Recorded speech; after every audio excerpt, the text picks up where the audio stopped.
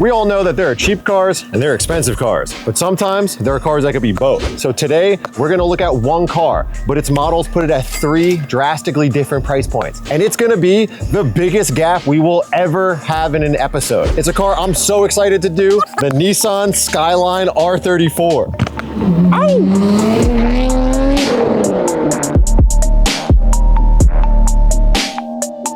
If you're new to the show, what we're gonna do is I'm gonna walk you through each one of the cars, and then we're gonna take them out on the road, and then I'm gonna take you home because we're gonna score the car so we can see which one is most worth it at its current market value. Let's go.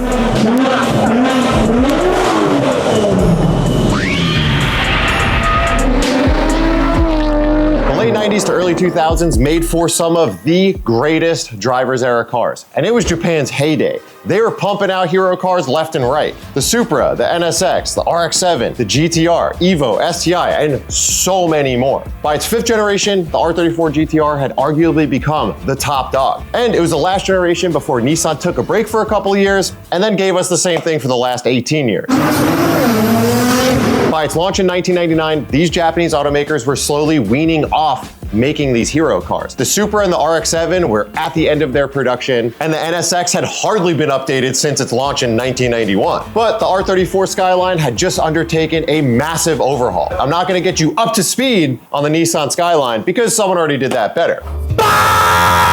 Wait. But if you know nothing about these cars, it's the only one of the Japanese hero cars that had a pedestrian base model. And I'm sorry, Evos and STIs, but when we're talking about the top dogs this generation, you're second rank, but so am I.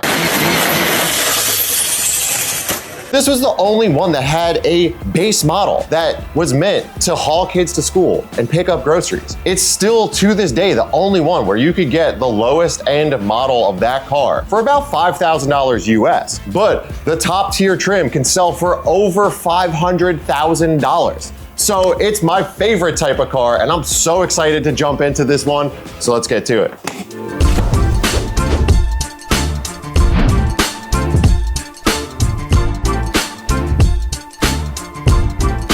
Yo. What up, dude? Welcome to Toprank. Long time no see. Good to see you, bro. Yeah, man. Thanks for having us. You got some cars for us today? Yeah, let's go look. All the good stuff's back here. All right. I haven't been here in a while, so. I know, it's been a minute. Things have changed a little, but still lots of cars. The immediate lineup of 34s. That is a lot of cars here. Yeah, 34s have been our hottest car. But the Skyline overall, 32, 33, 34, even some of the cool stuff like the Hakos have been selling really well and have been for a long time. How many Skylines do you have here? Currently, I don't know. But a lot. Inventory comes in and goes out every single day here. So there's constantly new things arriving and leaving. You even got some stuff out back. We do, yeah. So there is a good amount of things that it doesn't end. Come in for sorting. So out here, we have everything from cars that are import service only, meaning that this guy might have owned this car in Japan or bought this car in Japan and just needed help getting it over here. So that kind of stuff exists here. And then out here, just various things of stuff we need to get to. What's the top seller right now? Anything Skyline, for sure. Anything R34, for sure. To be honest with you, a real sweet spot for a lot of people is the R34 GTT because you get the R34 chassis, you get the overall kind of look of it, you get a lot of cool performance aspects about the car that people do generally really like. It's rear wheel drive, already single turbo. Yeah, save it. We're gonna get to that next car. First one we're doing is the Skyline 25 GT, the base model. So let's jump into it.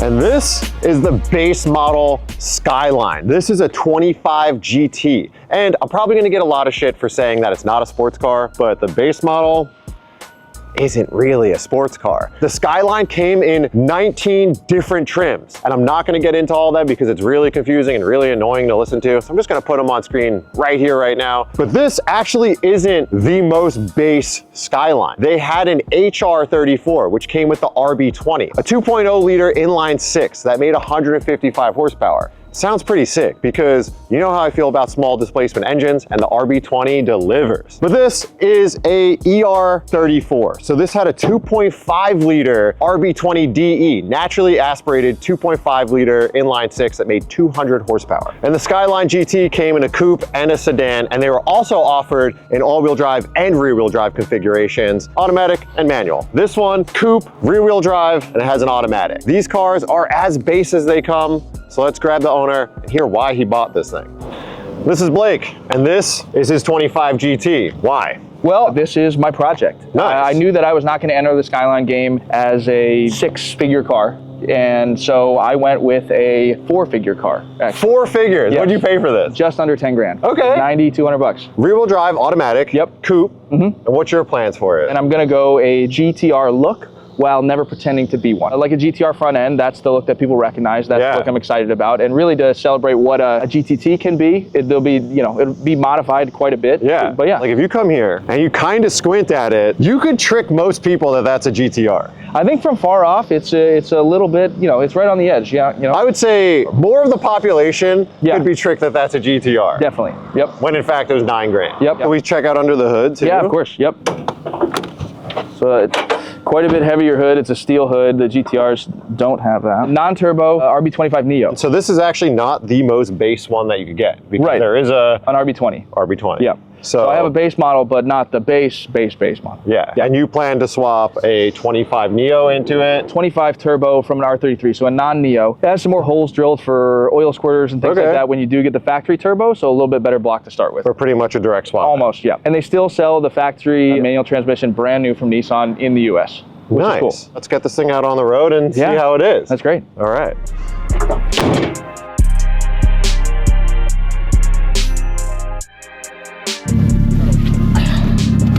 Skyline 25 GT, the base model. The first thing you notice when you get into the base Skyline is that the interior is pretty basic. It is a Japanese commuter car that was meant to be affordable. So materials are pretty whatever. Nothing's overly nice. Nothing is clad in leather. It's all vinyl and fabrics and plastic. I wouldn't say it feels exactly premium, but it also doesn't really feel too crummy. It feels just like a basic car from the 90s. Like, I think that if you got in this car after driving a Maxima or anything, it doesn't feel much more special than that. Now, Blake's car is 100% stock. It has a set of wheels on it that are GTR fitment because he was just testing them out, and it also has a catback exhaust that was removed. It is a little bit louder, but don't worry, it is not modded for any sort of performance. Nothing worse than driving a loud car with a torque converter automatic.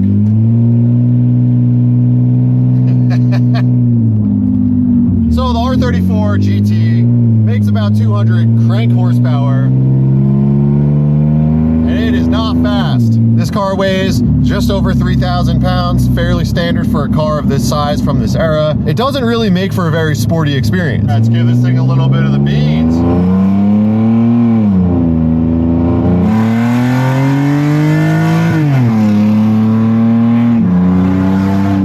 It's amazing how good an RB can sound. Bad an RB could sound. But overall, I think the car drives pretty nice. You just can't expect a lot from it. This is just a Japanese Econo car that borders on being a sports car. It's not going to offer you any sort of major driving experience other than that it just kind of looks cool and it's a fun cruiser. At the core of it, this is what you get for $5,000 in Japan, or 10,000 bucks landed here in California.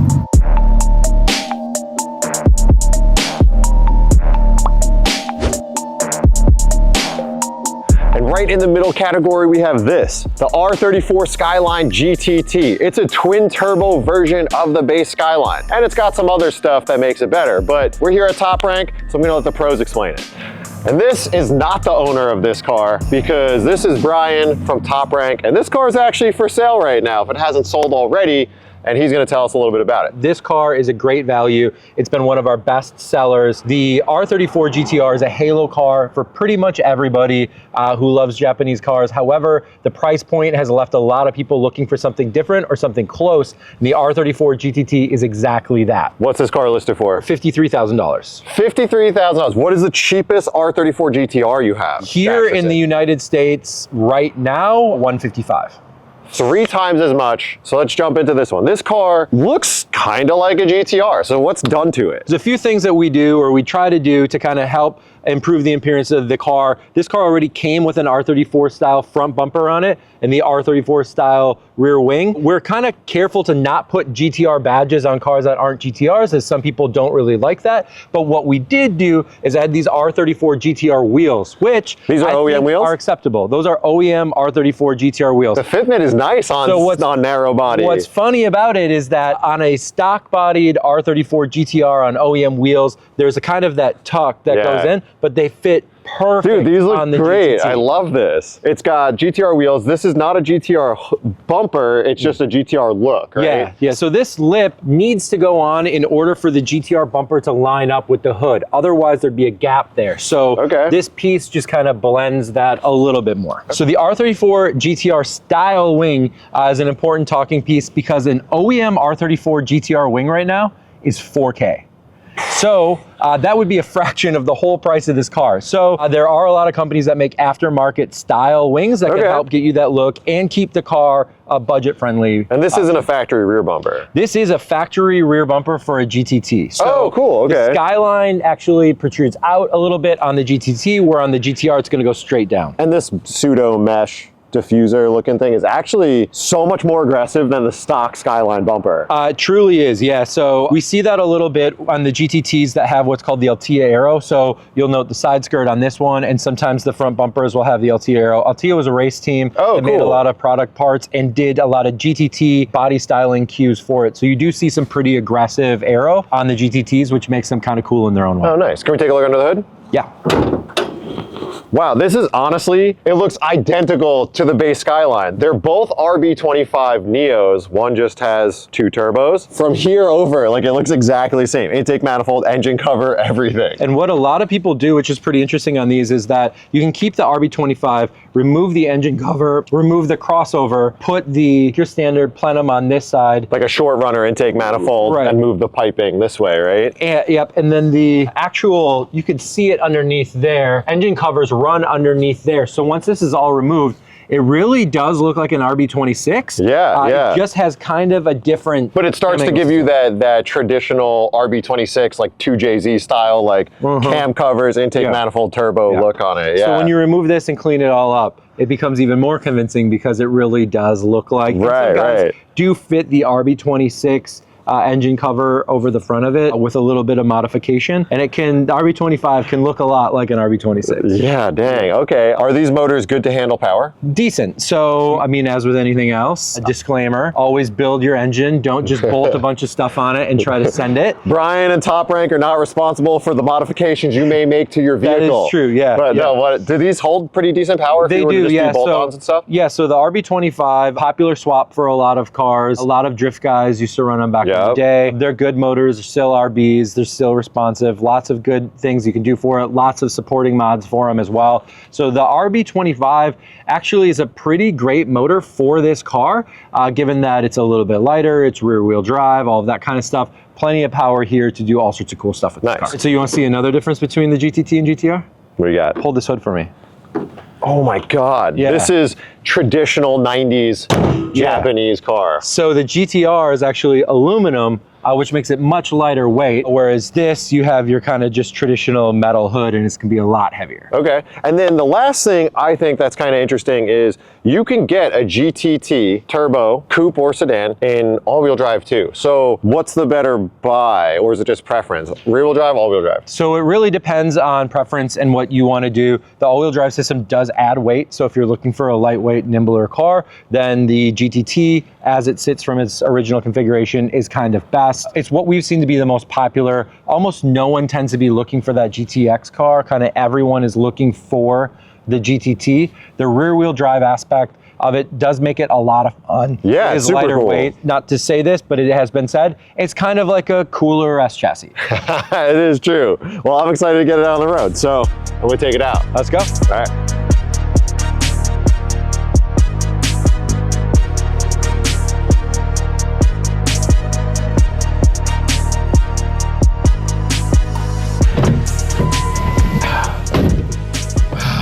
Skyline GTT. First thing you notice when you get in the car, feels a lot like the base Skyline GT, but that's to be expected. And that's what I really love about these cars, is that you can continue to up your performance without getting into a bespoke chassis. It's just exactly what it feels like, just sauced up a little bit. The cluster is slightly different, but otherwise the car is identical to the 25 GT. It's got a twin turbo 2.5, so I think it's gonna be really fun. It already sounds cooler. Nice clutch in this car, super easy to drive. I can already tell you the RB25 DET sounds really nice and smooth. And those little HKS cone filters on there give you a little bit of turbo whistle, which is also awesome.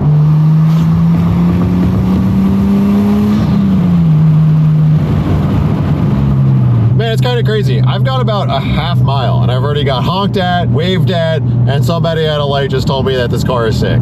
I think the only other car I felt that had similar fanfares when I owned a Mark IV Supra, which, because of all this 90s Japanese hero car craze happening right now, people flocked to that thing and kids would scream at it when I was like pumping gas. Not even being in a GTR yet, the reaction you get from the general public in this car is already pretty crazy. And I mean, this is about as pedestrian of a color as you can get. It's not Bayside blue, it's not yellow, it's not red, it's nothing loud and crazy. It's a very subtle silver. So I find that to be pretty interesting. It's the first time I've ever really had a nice looking Skyline out on the street.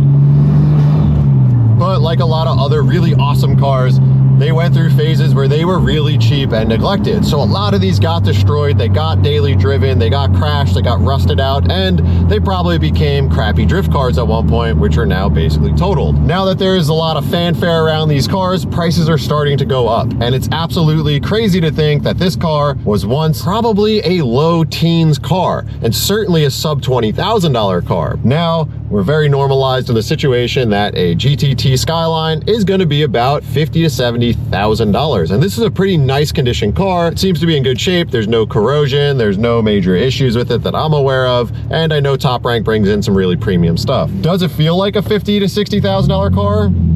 I think so. I've owned a lot of the 90s hero cars, and you just don't expect things like fit and finish and premium materials on the interior, but it gives a pretty good driving experience. And around town's all well and good. This thing does the daily driver stuff really well, but let's see what this is like when you give it a little bit of sauce.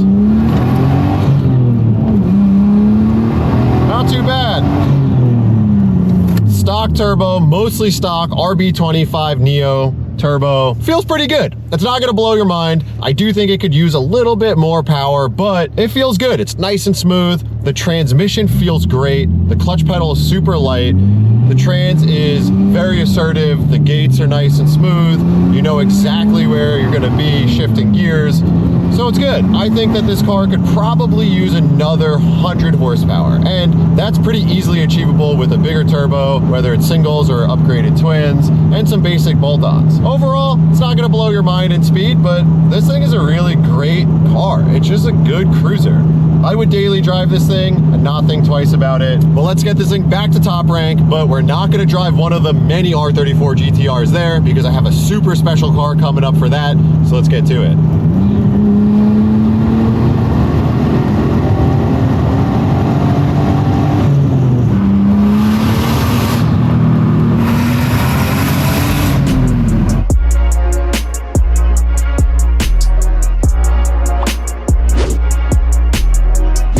This is it, folks. It's the top dog, GTR. And this isn't just any R34 GTR. This is the R34 GTR. And not the most rare, but arguably the most iconic color, midnight purple too. There's so much to say about the R34 GTR and this car in particular, but it's super modified. So we're gonna go talk with the owner in a second, but let me get you a little bit of a taste of what the R34 offers above the GTT first from the factory. The biggest difference is from the factory, you get a wide body, 40 millimeters wider than a factory Skyline. It includes wider front fenders, rear quarter panels, bespoke front bumper, hood, rear deck lid, spoiler, and rear bumper. And under the hood, the packaging has a lot of similarities, but that's pretty much where it all stops. The GTR came with the RB26 DETT. It's a twin turbo 2.6 liter inline six. From the factory, it made 276 horsepower and 260 foot-pound of torque, but that's kind of bullshit. And beyond just the engine, the GTR came factory and only equipped with all-wheel drive and rear-wheel steering, which was pretty crazy technology for back then, but most people delete it because I don't think they really got it right. And there's tons of upgrades to the chassis, like dampers, suspension arms, and big old Brembo brakes. But this car doesn't have any of that stuff anymore. It's so modified and so unique, so let's go talk to the owner. If you're here watching car content on YouTube, I'm sure you know this guy, TJ Hunt. I'm stoked to be here. Dude, I'm thank stoked. you for letting me use your car doing it. He texted me like a couple weeks ago and he was like, hey, we're filming this video about Skylines. I'd really love to use your car. And I'm like, yes, absolutely. I don't know, I'm really stoked on this car. So I'm honored that it's on your channel. Vin has been absolutely killing it. I've been watching it since the first video, so I'm happy to be here. And I brought my Holy Grail car down for TJ to drive, so he's doing a video on that. I'm sure it'll be out before this is out. It'll be out tomorrow. Go check that out. But It'll be out tomorrow. But this is your Holy Grail car. This is my 997.2 GT3 RS. He's got a 3-hour video on this car about the whole thing. So that's how I know you love this thing so much. Yeah, man, this is my dream car. This is like my it car. I always tell people, I'm like, if YouTube falls apart and everything falls apart, I will sell everything out. I'll be homeless and owning this car until I have to absolutely sell it. Wow. This is like, this is it for me. And I love that because as someone who sells cars constantly, like I know for what you do for your business, you have to have a little bit of like, an ability to get rid of stuff. 100%. You can't keep the same, you can't make the same content and everything, but this is like. This is it forever. So this doesn't even live here, this lives at home in my garage. That's how you know you love it. If it lives at the home garage. You know which ones are special and the ones that live at the home garage. So this one lives there. All right, so this is a 1999 R34 GTR V-Spec. Yep. Take us through a walkthrough. Okay. Like, what is this thing? So this is a MP2 Midnight Purple 2 1999 V-Spec R34 GTR. Very special color. It's on my sticker here, one of 282 ever in this paint code. This is special because this car's actually been in the United States for 10 plus years. Woo. Sounds very weird, but there was a loophole on getting this car to the United States legally because it is here on a show and display pretty much as a museum piece because the Midnight Purple paint code was the first of its time. A lot of people think that the Mistachrome Mustang beat it, but this actually was before that. I was going to bring up the Mistachrome Mustang because it's so funny how you could do something so right and then something so wrong. I really want that Mistachrome just because it is wrong and now it's kind of cool to me. But because this was the first technology of its time for Nissan, blah, blah, blah, there was a loophole to bring it here as a museum piece, which meant you could bring it here before the 25-year regulation, but you could only drive it 1,500 miles a year. I don't know of any government official ever checking, but if you did, you'd be in a lot of trouble. They'd probably yank it back. So this one was here legally, and the story is I bought a 1999 Bayside Blue R34 from Toprank 4 or 5 years ago, kept it in Japan. It's kind of like my car when I drive there. And I always wanted one here, but didn't feel right about trying to get one here other ways. A lot of money to risk. A lot of money to risk getting seized. So I hit up Toprank. I'm like, I need one now. I just got bit by the bug. So then they found me this one. This was from an owner who lived in Idaho. There were some things wrong from it, but it was NHSTA regulated show and display already here. Picked it up from him and then knew that I was gonna go balls to the wall. So this was pretty stock when you got it. Yeah, it was stock. So what did you do to the outside? Because so everything. So every nut and bolt was off this car. We did a big in-depth build series on it, but to really highlight it, full Z-Tune carbon. So Z-Tune front bumper, Z-Tune hood. This is everything on this is like, you know, OEM plus spec. Carbon bumper too? You don't see a lot too of the carbon splitter. A lot of people don't do that or the plywood insert. So I went at this with a checkbook that was open. Yeah, which like on a car that you want forever. Exactly. I was like, I'm gonna spend way more than I should on this car. So we did full Z-Tune everything.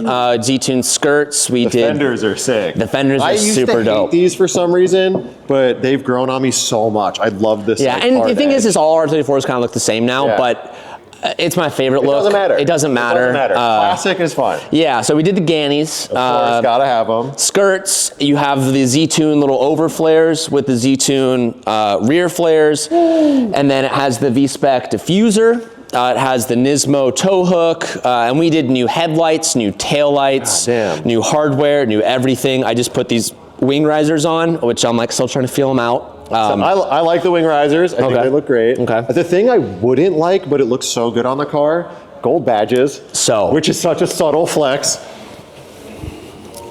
The gold key is the big flex. The gold key. So that was an option. It was a catalog option. Yep. You don't see a lot of gold badges.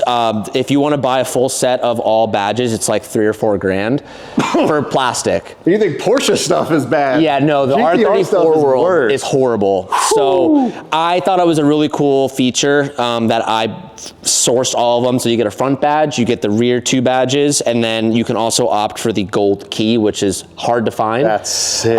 Which is like my favorite little flex on this car. And somewhere at home, there's a little grizzled Tommy F, just smiling that you bought these badges. Little Baldy is stoked that because I sourced all these parts to him, so I got to give shout out to him. Sick. He did the bay in this car too. He did the bay, so we actually resprayed the whole car.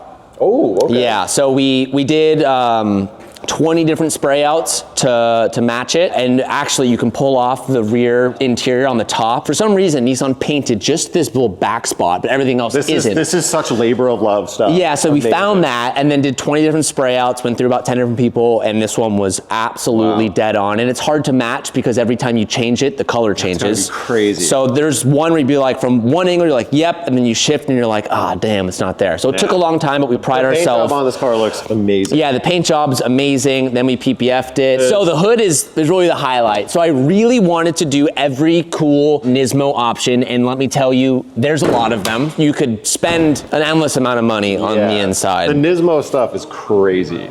So, this car had a fine spec motor from the Amori factory, which essentially means if you lived in Japan, you had a Skyline, and let's say it was 10 years old and you wanted to update it, you could go to the Amori factory, which is a Nismo-owned factory, and they will do an OEM refresh. And so you could do things on the exterior, but they offer an engine package that was called the fine spec engine, and they only did, this one is number 102. I don't think they did that many, but they did like N1 block, and they did all new internals and refreshed it, and then you got this valve cover. So I had that engine, there were some problems with it, so we said let's rebuild it. We did an HKS Stroker 2.8, then I blew that one up, and then I said screw it, I'm just gonna order a HKS 2.8 Step 2 V-Cam crate engine. Ordered that, $55,000 later. We swapped over our turbos, so this is the HKS twins, Nismo intake plenum, some ARC parts, catch can, did the Nismo front cooler, did the carbon pipes. What I really love about this, and this is like OEM plus. Yeah, that was the idea. Like was it's repainted in the factory outside color, which is not how they came. This carbon fiber inner fender is such a subtle flex. The subtle flex. But it's like, it's all kind of stock formatting. So Tommy was the one who kind of helped organize all of this, and that's something that I really admire about what Garage S0 does, is they do a very OEM look. So one of the things that you can love or hate it, we still have the stock fuel rail. You can argue that it's not as efficient. We actually are going to be upgrading to the Radium one just for other reasons, but you know, like look at this, stock fuel regulator. Like all those little things. I love how OEM it looks. Yes, there's some technology that we're missing out on, like we have a PRP trigger kit. There are some upgrades you can do, but for me, it was like kind of really like keeping it in that early 2000s era and keeping it looking like that. That was my biggest thing. And of course it has a Haltech and it has modern parts on it, but I love when you pop this bay, you're like, whoa, it looks like I'm in 2005. Like that's the point. Crazy. And I think you'll see today when you drive it, you'll be this is my favorite sounding car to drive. The twins, the wastegate shake, everything is so auditory pleasing and the performance is there. And with the 2.8, you get way more low end. When you have an RB26 that makes 600 or so horsepower, you'll notice that below 4,000, you're like, something's wrong with this car. Right. And the 2.8 does a really good job. It's still like a little doggy down low. Like if you're at 2,000 RPM and you floor it, nothing's happening. Nothing. Yeah, I mean, nothing. That's a big turbo car though. Yeah. So what power did it make? So right now it's making like, I think it's at 600. It was at 630. We did some retuning. Now it's at 600. But the turbo's pretty much max out where we are. Yeah. But that's where 600 for a street car. That's where I wanted it. That's where I wanted it to be. I have my straight line cars. I have my, every car that I own has its own like piece in its puzzle. And this was a Canyon Carver. Yeah. This is a really good setup. AC works, heater works. It's all there. So this one's very special to me. It's my holy grail. Before we get it out on the road, can you start it up and give us a couple of revs? Yeah. This thing. Yeah, this thing sounds so good. It's my favorite car.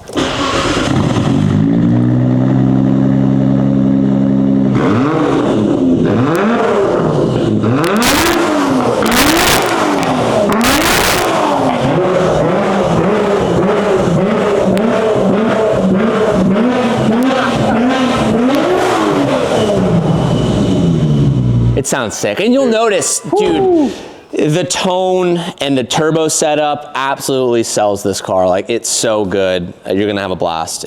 Well, hey man, thanks for trusting me with your baby. Yeah, he was like, I'm so excited. Do you want me to come with you? I'm like, no, Vin, just fucking go. Like, it's fine. He goes, well, you know, I'm like, dude, go drive the car. It's been tested. It's been at Laguna. It's been beat on. You're fine. I'm gonna follow him to the bank so he could go get me a check for my car. So we can just trade. We can trade Holy Grail for Holy Grail. Ooh, maybe for a couple days.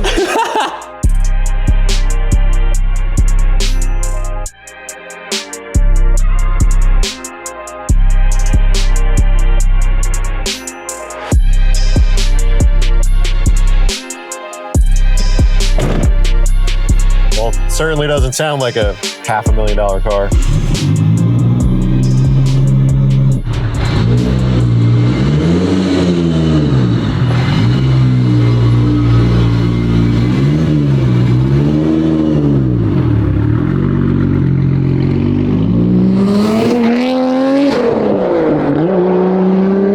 Driving a $500,000 R34 GTR, a car that is borderline irreplaceable with the amount of parts and time and effort that TJ's put into this car. I'm so excited to drive it, but I'm so nervous because of all of the parts you just heard about. Sounds terrifying, and I don't want to like nick or bump any of the carbon on the ground. Inside the car feels a lot like all of the other cars. It's got really great bucket seats and some really cool fabric here, but for the most part, it feels like the base Skylines. What you get in the GTR is obviously a different gauge cluster, a different steering wheel, different seats. That's really it.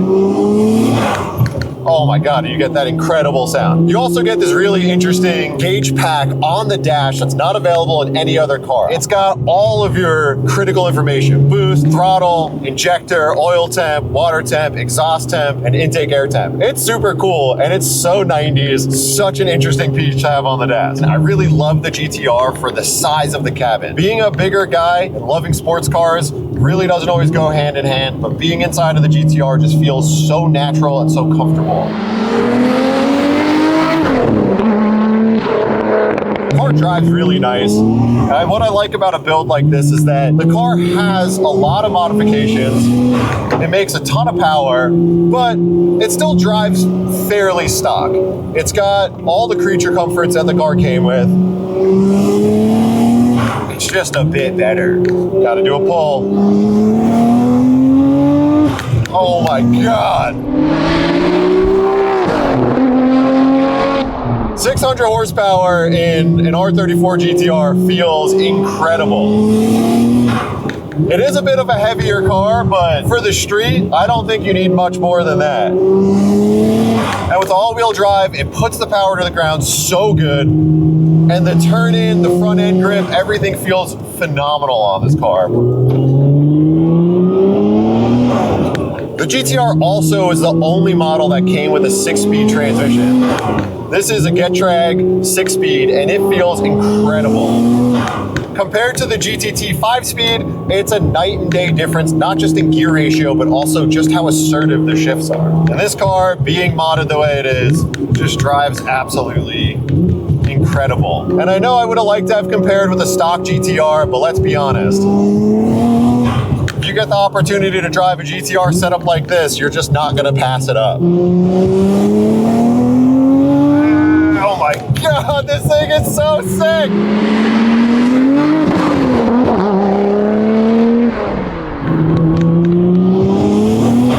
Oh my God. I really went into this thinking that the GTT would be the best bang for the buck, and it may still be according to the numbers. It's really hard to not just fall so deeply in love with this car right off the bat just because it provokes so much emotion. Let's see what it's like towards Redline. Oh my God, this thing rips up top.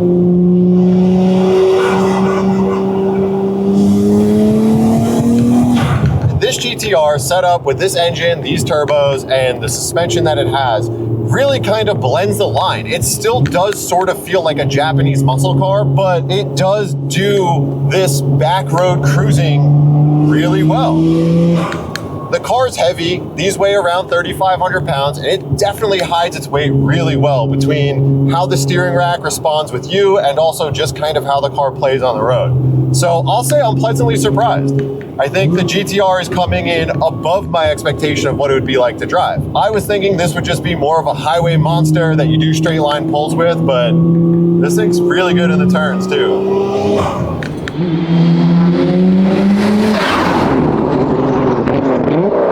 Because having a car with big straight line power that can also handle its way through canyons like this is actually not a simple feat. And that comes from a lot of restraint when building the car, but also just in the nature of the chassis. And I think the GTR was supposed to be just that. It was the supercar for the everyman that you can drive every day, but still have incredible performance. The RB engine is just such an incredible sounding motor that nothing sounds like it, not even a 2J. They are very similar in their format, but they have such unique sound characteristics, and driving the RB is just such a pleasure.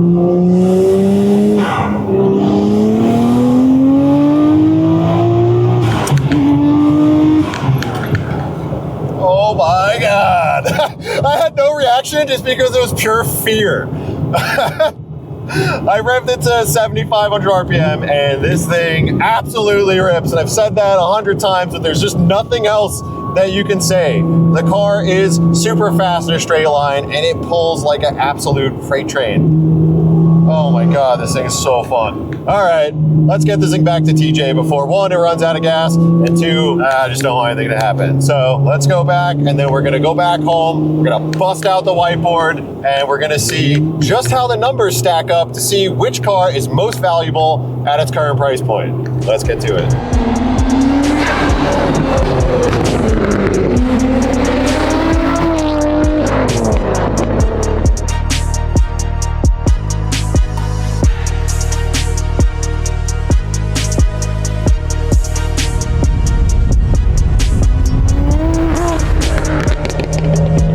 All right, boys and girls, you know what time it is. We're back at the house. We just wrapped up the shoot. It's time to score these cars. We've got 5 categories to judge them on, so let me explain. The first one is cool. How much cred do you get when you roll up to a Cars and Coffee or just some random car event? The second one is fun, and this is probably the most important one for me when I'm deciding on a car. The third one is practical. Can you use this every day, and does it get less practical the higher up we go in the range of cars, like we saw in the 997 episode, where the GT3 RS was nowhere near as practical as the C2S. The fourth is price, and I'm talking about price you could buy it in 2 days market. And the last one, and this is something I never recommend for people, is investment. But let's be honest, a lot of these cars are getting really expensive, so you want to know just about where your money is going to go. So let's jump into it. All right, so for the first car, the base Skyline 25 GT, cool, I'm going to give it a 5. And that's because it's kind of going to trick people into thinking it's something better than it is, because most people in America have never seen an R34 Skyline, so they don't know that it's just kind of a base model. Fun, I'm going to give it a 1.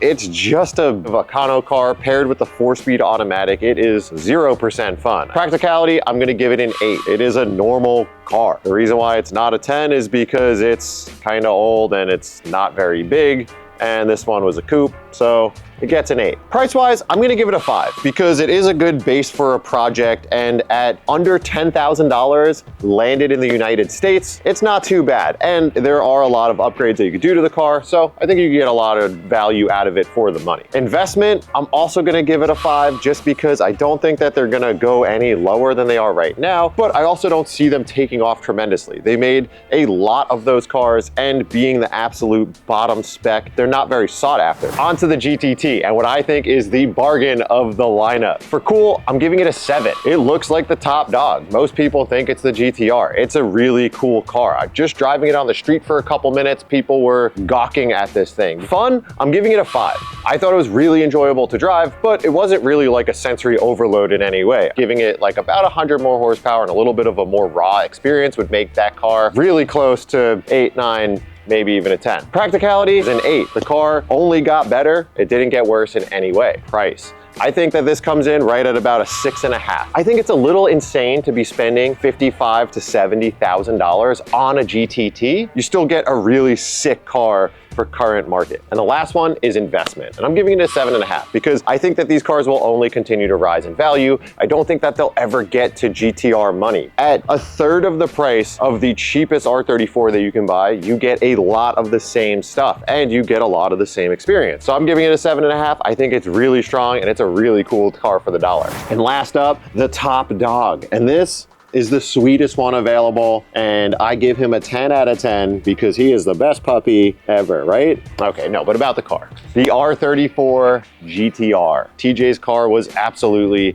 incredible. Cool, I'm gonna give it a 9.5. I think that this car is something that stops shows even when you're pulling up next to an array of $1 million cars. The GTR is so special, so it's getting a 9.5. All right, the next one is fun, and I'm giving this car an 8 because it was a blast. And look, I know TJ's car is super modified, but he did a perfect job building this car to be a street toge track ripper while still being really practical. And I think that is the ethos of what the GTR was. Practicality, and again, this is why I love these cars the most. I love cars that have a pedestrian base model and are built all the way up. Practicality, it's not getting slashed at all. I'm still giving it an 8. The R34 GTR can be a daily driver if you could afford to have the spend threshold to have such an expensive daily driver. On to price. I'm giving this car a 6.5 because I think price on the R34 GTR is pretty difficult because they have skyrocketed in price so much. The last one is investment, and I'm gonna give it a 7. I think that the price of R34 GTRs have skyrocketed, absolutely insane. You could still get some cheap ones out there, but for the most part, they've sort of jumped the shark. I do think that they will continue to go up. I don't think that you're gonna see another boom. I don't think somewhat basic V-Spec is going to be $1 million car anytime soon, but I think that you will continue to see these prices climb because as more people can afford them, the demand will go up, but the supply is only going down. I'm gonna give it a solid 7 there. What do you guys think?